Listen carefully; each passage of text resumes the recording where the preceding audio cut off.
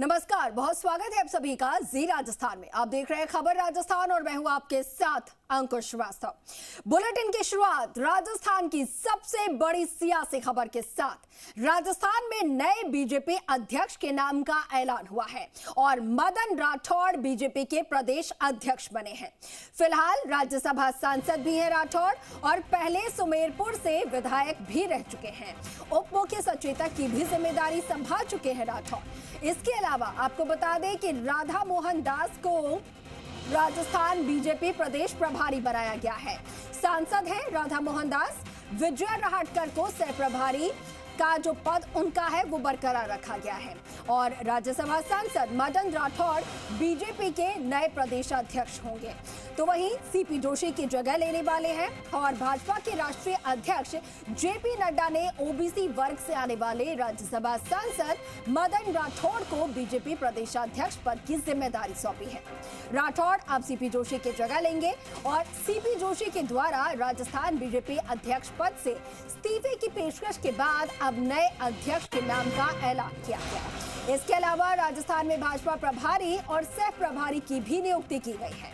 राधा मोहन दास राजस्थान के प्रभारी बनाए गए हैं, तो वहीं विजय राहटकर जिन्हें एक बार फिर से सह प्रभारी की जिम्मेदारी सौंपी गई है। और आपको बता दें कि विजय राहटकर जो है वो इससे पहले भी बीजेपी की सह प्रभारी थी और एक बार फिर से उनकी जिम्मेदारी को रिपीट किया गया है। बीजेपी के राष्ट्रीय अध्यक्ष जेपी नड्डा ने इन नियुक्तियों को हरी झंडी दे दी है। पार्टी की तरफ से जारी बयान में कहा गया है कि ये नियुक्तियां तत्काल प्रभाव से लागू होंगी। तो महत्वपूर्ण नियुक्तियां बीजेपी प्रदेश में मिली है। मदन राठौड़ को प्रदेश अध्यक्ष के तौर पर तस्वीरें आपको दिखा रहे हैं। लगातार उन्हें बधाई देने का जो सिलसिला है वो भी जारी है। कल रात से ही उन्हें बधाई और शुभकामनाएं देने वालों का तांता लगा हुआ है। हमारे सहयोगी ने जब एक्सक्लूसिव बातचीत की मदन राठौड़ से, तब भी हमने देखा कि लगातार बैक टू बैक उनके जो फोन कॉल्स हैं वो बज रहे थे। लगातार उनके निवास पर जो बधाई देने वालों का, लोगों का तांता है वो लगा हुआ था। साथ के साथ सोशल मीडिया के जरिए भी उन्हें शुभकामनाएं दी जा रही हैं। मुख्यमंत्री भजनलाल शर्मा ने उन्हें सोशल मीडिया प्लेटफॉर्म एक्स पर शुभकामनाएं दी। इसके अलावा जो अभी तक भाजपा के प्रदेशाध्यक्ष थे सीपी जोशी, उन्होंने भी उन्हें शुभकामनाएं दी हैं ट्वीट करके।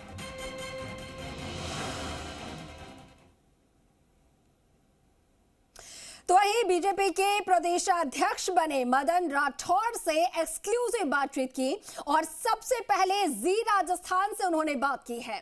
प्रदेशाध्यक्ष बनने के बाद सबसे पहला इंटरव्यू लिया है जी राजस्थान ने।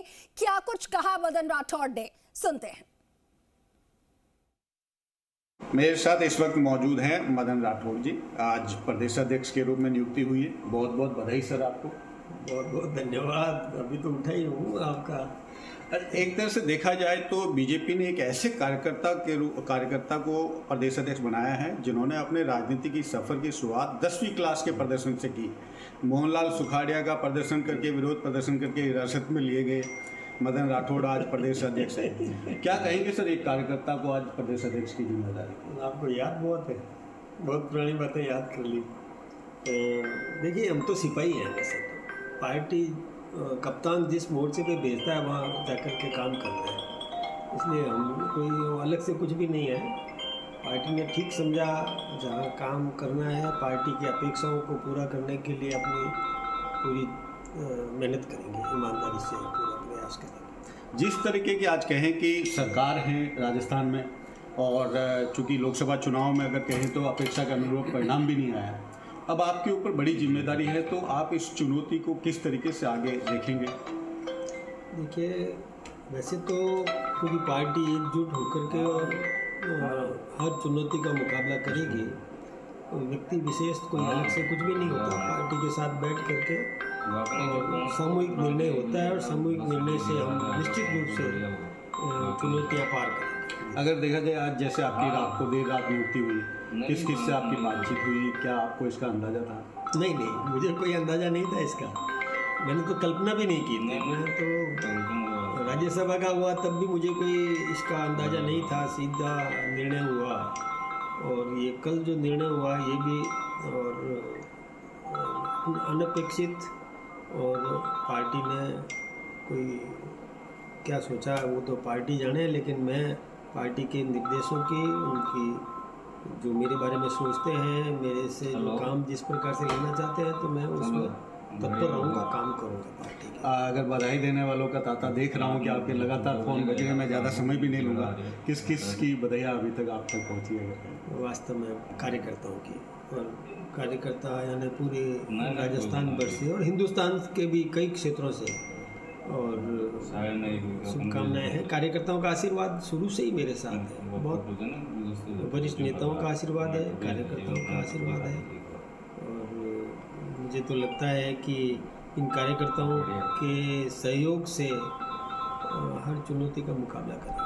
शुक्रिया सर, बहुत बहुत। चूँकि अभी व्यस्तता बहुत ज़्यादा है मदन राठौड़ जी के, 3 फ़ोन है और तीनों फ़ोन अगर कहें कि 1 सेकंड के लिए भी नहीं रुक रहे हैं, तो मैंने इनका ज़्यादा वक्त भी नहीं ले रहा हूँ। लेकिन ये ज़रूर है कि एक कार्यकर्ता के तौर पे जिन्होंने अपने स्कूली समय से शुरुआत की थी, आज उन्हें प्रदेश अध्यक्ष बनाया है, तो बेशक राजस्थान की बीजेपी की राजनीति में कुछ जरूर बदलाव दिख सकता है। निजाम कंटालिया, जी मीडिया, दिल्ली। तो देखिए, ये एक्सक्लूसिव इंटरव्यू आपने देखा बीजेपी के प्रदेश अध्यक्ष बनाए गए मदन राठौड़ का। हमारे सहयोगी निजाम जो है वो सुबह सुबह ही पहुंच गए थे और सबसे पहला जो इंटरव्यू उन्होंने लिया है एक्सक्लूसिव। निजाम इस वक्त हमारे साथ लाइव जुड़ गए हैं। निजाम, 10वीं कक्षा में उस वक्त के मुख्यमंत्री मोहनलाल सुखाड़िया का विरोध करने वाले एक 10वीं के छात्र, जो कि आज बीजेपी प्रदेश अध्यक्ष के तौर पर महत्वपूर्ण जिम्मेदारी उन्हें सौंपी गई है। सबसे पहले आपसे जानना चाहेंगे कैसा उनका पूरा सफर रहा। आरएसएस के प्रचारक के तौर पर शुरुआत की अपने राजनीतिक करियर की, और आज राज्यसभा के सांसद हैं और पूरे प्रदेश की कमान उन्हें सौंपी गई है बीजेपी की।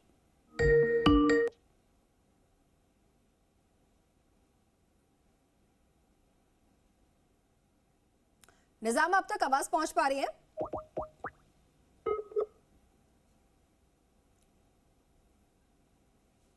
चलिए, तो निजाम से जुड़ने की हम कोशिश करेंगे, लेकिन उससे पहले ये तस्वीरें भी हम आपको लगातार दिखा रहे हैं और साथ के साथ क्या कुछ अपडेट्स सामने आ रही हैं, क्योंकि देखिए सुबह से ही और रात से ही शुभकामनाओं का, बधाइयों का जो तांता है वो लगा हुआ है।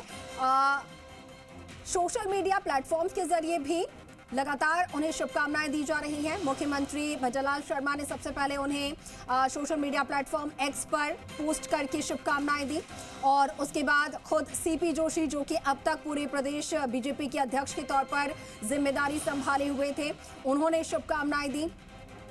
तो लगातार बीजेपी के तमाम जो नेता हैं, मंत्रीगण जो हैं, सीनियर लीडर्स जो हैं, उनकी तरफ से भी उन्हें बधाई दी जा रही है, और फोन कॉल्स के जरिए भी, क्योंकि हमारे सहयोगी निजाम जब बात कर रहे थे, एक्सक्लूसिव इंटरव्यू ले रहे थे मदन राठौड़ का, तब भी हमने देखा कि बैक टू बैक उनके फोन कॉल्स जो है वो बजे जा रहे थे। अब देखिए, सीनियर लीडर हैं बीजेपी के और राज्यसभा के सांसद हैं। उससे पहले 2 बार विधायक रह चुके हैं, पाली के सुमेरपुर से 2 बार विधायक रहे हैं। जमीन से जुड़े हुए नेता हैं, लगातार जनता के बीच में रहे, लोगों के लिए काम करते आए हैं, और साथ के साथ संघ से जुड़े हुए नेता हैं, ओबीसी वर्ग से आते हैं। अब मूल जो बीजेपी के वोटर्स हैं वो ओबीसी वर्ग के हैं। आने वाले समय में सबसे बड़ी चुनौती बीजेपी के सामने प्रदेश में यही है कि 5 ऐसी सीटें हैं जिसे बीजेपी को अपने खाते में करना है, क्योंकि सरकार बीजेपी की है, सत्ता में बीजेपी है, और ऐसे में बीजेपी को अपना अगर साख बचानी है, क्योंकि लोकसभा में बहुत अच्छा प्रदर्शन नहीं कर पाए, 25 सीटें जीतकर हैट्रिक बनाने का लक्ष्य था, लेकिन 1-2 नहीं बल्कि 11 की 11 सीटें बीजेपी ने लूज की। अब ऐसे में वो भरपाई इस बार उपचुनाव में बीजेपी कर पाएगी या नहीं, ये भी एक महत्वपूर्ण जिम्मेदारी और चुनौती मदन राठौड़ के सामने है। 5 सीटें, जिनमें से 3 सीटें सीधे सीधे तौर पर कांग्रेस के पास है। उसके अलावा एक आरएलपी की सीट है जिस पर हनुमान बेनीवाल जो है वो विधायक थे, उसके बाद अब वो सांसद बन गए, तो उनकी एक सीट खाली है। इधर बांसवाड़ा की तरफ अगर आते हैं तो एक सीट बीएपी के पास, जिसमें राजकुमार रोत विधायक थे जो कि अब सांसद बन चुके हैं, तो एक सीट बीएपी की वहां पर खाली है। यानी कि कुल मिलाकर 5 सीटें ऐसी हैं जो कि INDIA के पास है। और ऐसे में उन 5 सीटों को बीजेपी अपने खाते में कैसे करे ताकि एक बार फिर से बीजेपी को मजबूती मिल सके प्रदेश में, और केंद्रीय नेतृत्व को भी दिखा सके बीजेपी कि हमने लोकसभा चुनाव में जो लॉस देखा था, जो सीटें हमने हारी, कहीं ना कहीं उसकी भरपाई हमने विधानसभा उपचुनाव में करके दिखाई है। तो ये सबसे बड़ी चुनौती जो है फिलहाल अब जो बीजेपी के प्रदेश